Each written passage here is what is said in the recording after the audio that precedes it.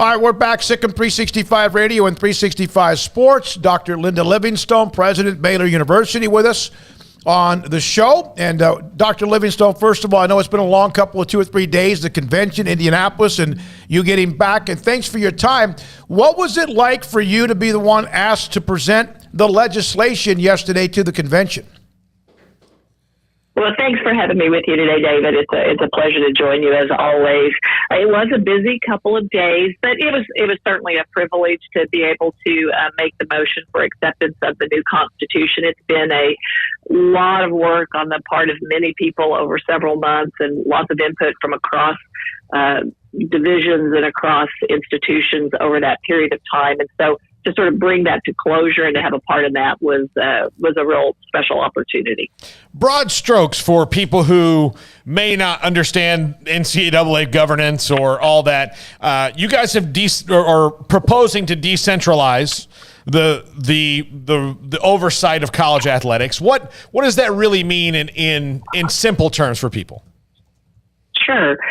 Well, the previous Constitution was like 40-some pages. This reduces it to about 20 and really tries to keep centralized the essential things that have to be done kind of within the central organization and then decentralized to the divisions. There's 3 divisions, Division I, which we're a part of, Division II, and Division III, to make a lot more decisions that might be more relevant to their individual members. And it tried to simplify some of the processes. It's very bureaucratic to get things done in the NCAA. And so the hope is that as we move some things down to the division level, and then they can determine what needs to be done at the division level, what could potentially be done at the conference level, what could be delegated to schools.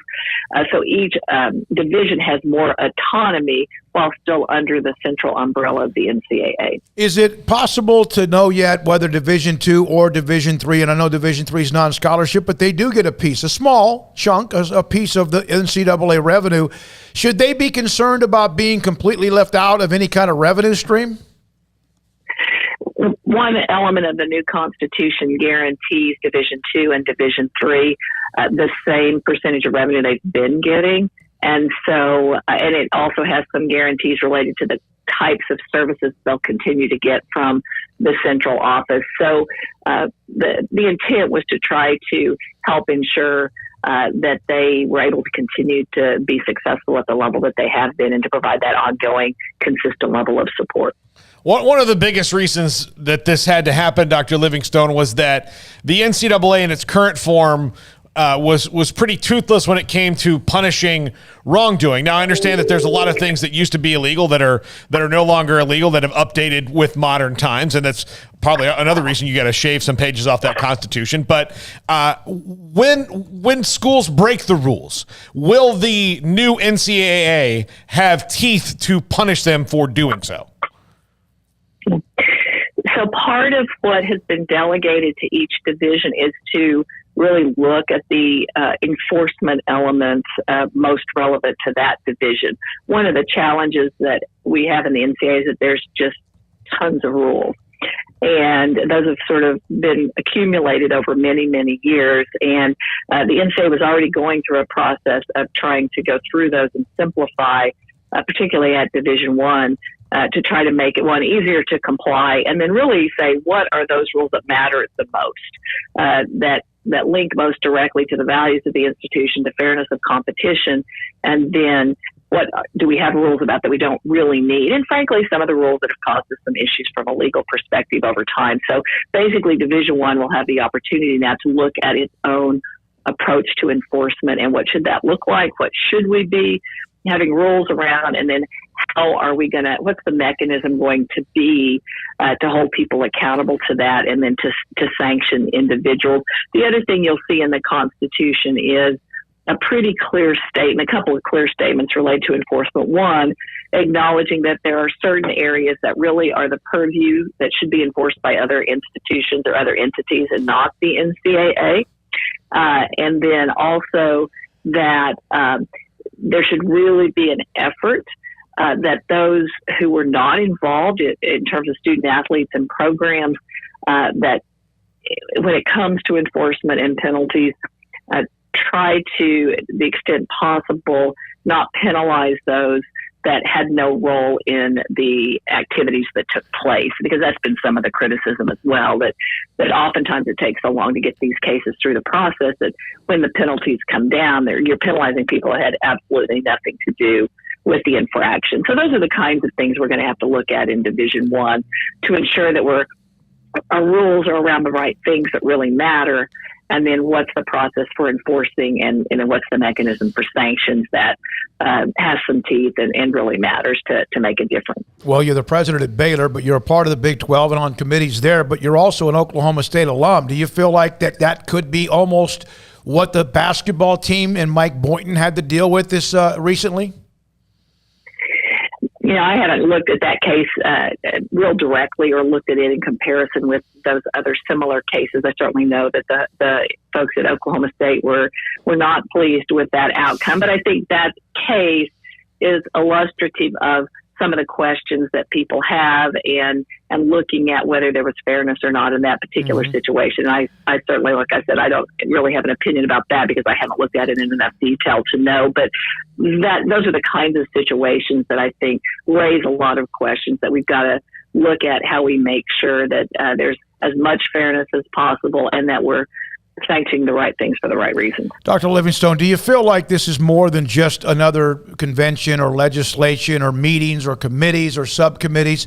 Is this going to lead to actual something happening? I know it won't happen overnight.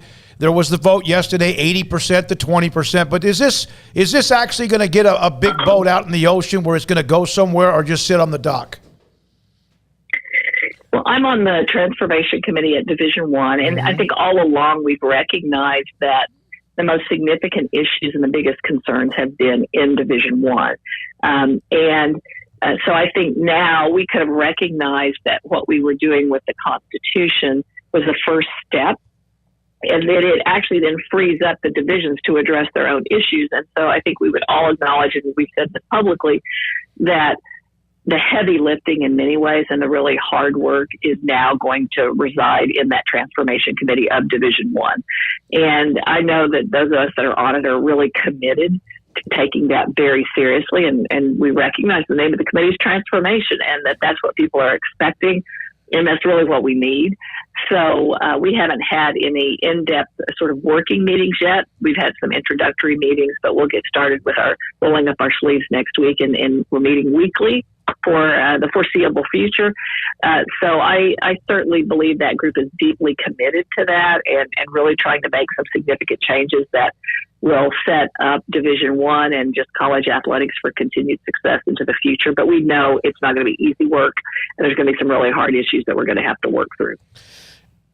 Is one of the reasons that this is finally happening that the people, because getting everybody in a room and agreeing on a mission as the NCAA is difficult when you have hundreds of institutions with varying degrees of belief on what the role should be and how involved they should be in it, and university presidents like yourself who have different agendas all over the map. Did it take the beating of the last 4 or 5 years that the NCAA take for some of these people who were never wanting to change it to go, okay, we've got to update the software here?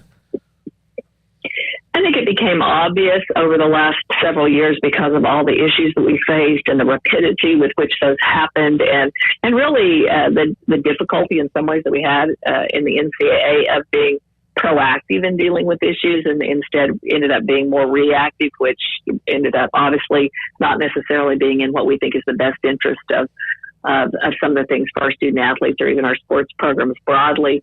And so we knew, those clearly had an influence. I think some of the calls by other entities to actually come in and seek to provide oversight and governance of college athletics caused great concern, because we feel like we are the ones best positioned to know what's in the best interest of our student athletes and college athletics. But we've got to ensure that people have confidence that we can do that and do that well. And I think this new Constitution is the first step in that process, and this next phase with the Transformation Committee is going to be really critical in that. And you hear about the haves and the have-nots, and I'm not sure about whether that is true, but it appears as if it might be going that direction, especially with autonomy, 5, whatever.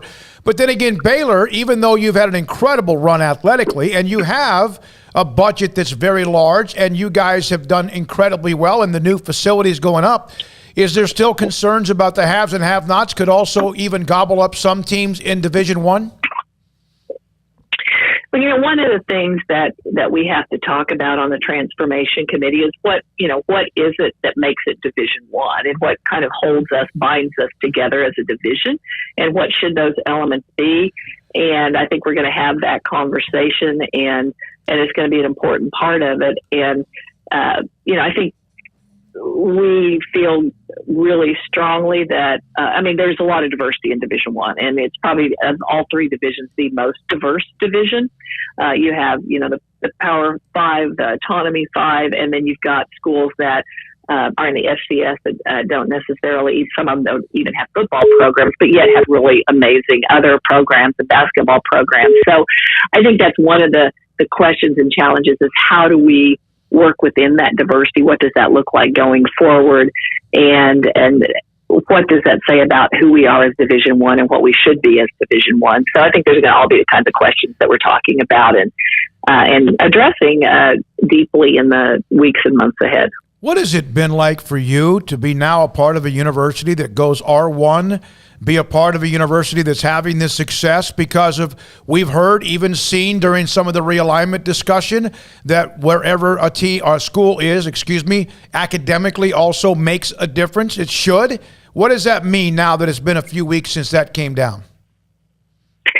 We were thrilled, of course, when we reached R1, Research 1 status by the Carnegie classification. And, it's certainly been a goal of ours. We had actually anticipated it would probably be 2024 before we reached that. So we were pleasantly surprised that we reached it in 2021.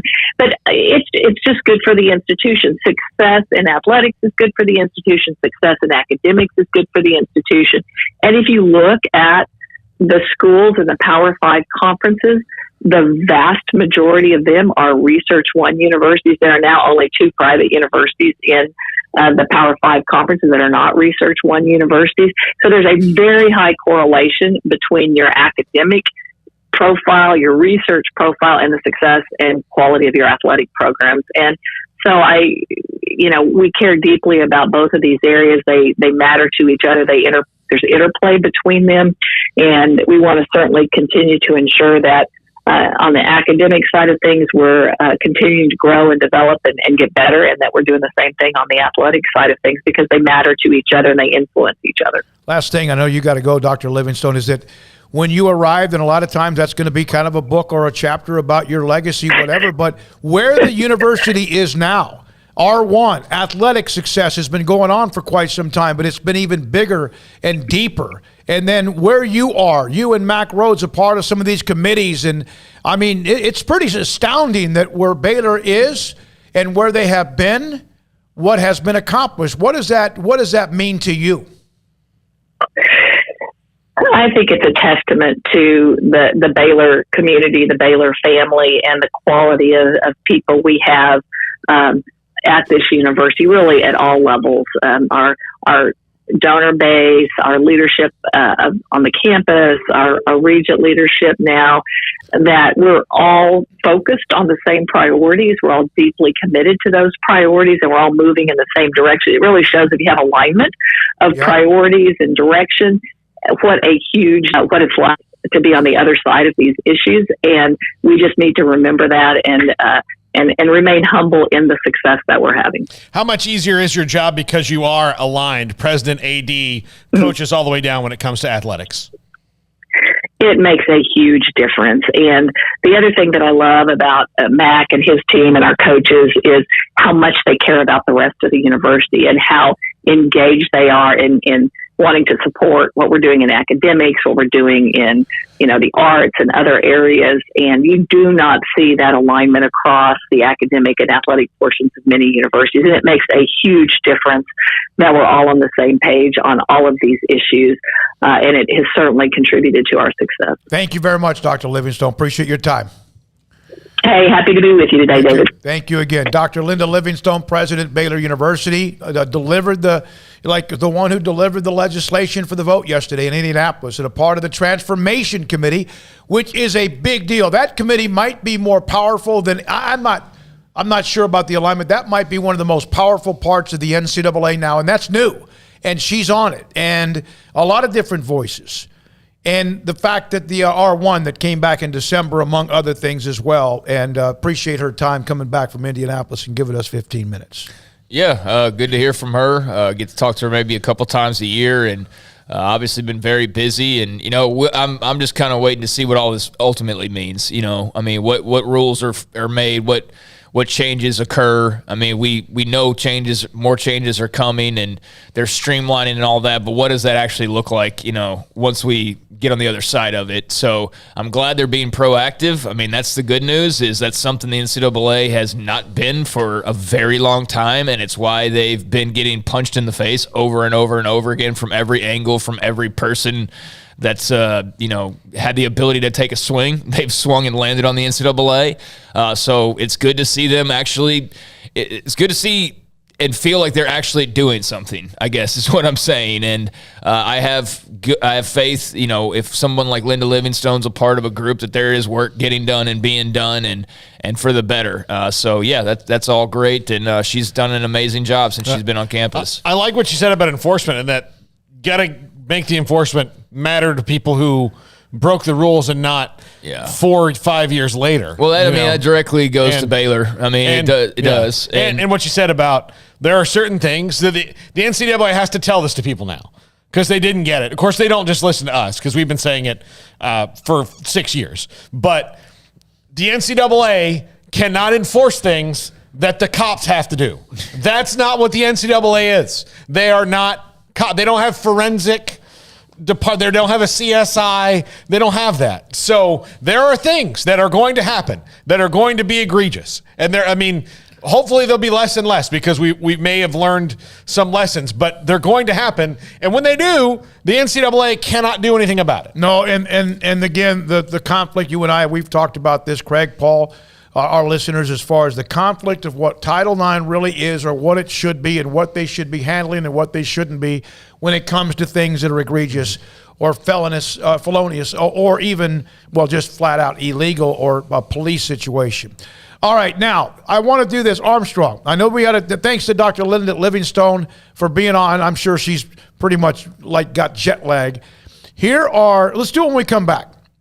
A couple of 3 entertainment stories today. And sometimes on Fridays we do that anyway, a little bit